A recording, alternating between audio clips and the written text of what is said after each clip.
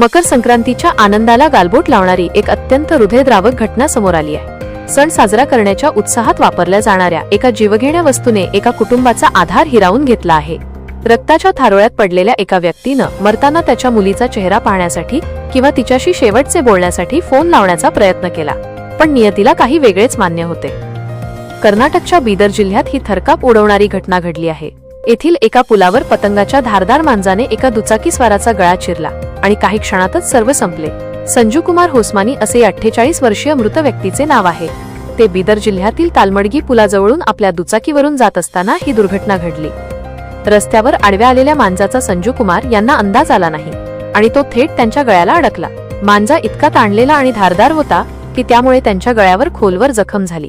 दुचाकीवरून खाली पडल्यानंतर प्रचंड रक्तस्राव होत असतानाही त्यांनी मोबाईल काढून त्यांच्या मुलीला फोन लावण्याचा प्रयत्न केला। सोशल मीडियावर समोर आलेल्या एका व्हिडिओमध्ये त्यांचा हा शेवटचा संघर्ष पाहून कोणाचेही डोळे ओलावतील।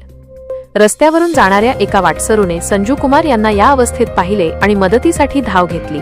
त्याने आपल्या जवळील कपड्याने संजू कुमार यांच्या गळ्यातील जखम दाबून धरली, जेणेकरून रक्तस्राव थांबावा। स्थानिकांनी तातडीने रुग्णवाहिकेला पाचारण केले, परंतु रुग्णवाहिका घटनास्थळी पोहोचेपर्यंत उशीर झाला होता। संजू कुमार यांनी तिथेच अखेरचा श्वास घेतला। रुग्णवाहिका वेळेवर आली असती तर त्यांचे प्राण वाचले असते, असा संताप आता व्यक्त केला जात आहे। मकर संक्रांतीच्या काळात पतंग उडवण्यासाठी पूर्वी सुती दोऱ्याचा वापर व्हायचा, मात्र आता त्याची जागा नायलॉन किंवा चायनीज मांजाने घेतली आहे।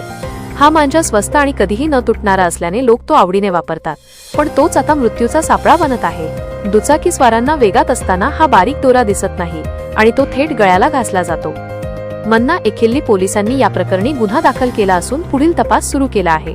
केवळ कर्नाटकच नव्हे तर देशाच्या इतर भागातही नायलॉन मांजानं जीव जाण्याच्या घटनांचे सत्र सुरूच आहे। नुकतेच मध्य प्रदेशातील इंदूर येथे 45 वर्षीय रघुवीर धाकड यांचाही अशाच प्रकारे मृत्यू झाला, तर दिल्लीमध्ये जुलै 2025 मध्ये एका 22 वर्षीय उद्योजकाला अशाच प्रकारे जीव गमवावा लागला होता। प्रशासनाकडून बंदी असूनही छुप्या पद्धतीने विकला जाणारा हा जीवघेणा मांजा रोखण्याचे मोठे आव्हान आता समोर उभे ठाकले आहे।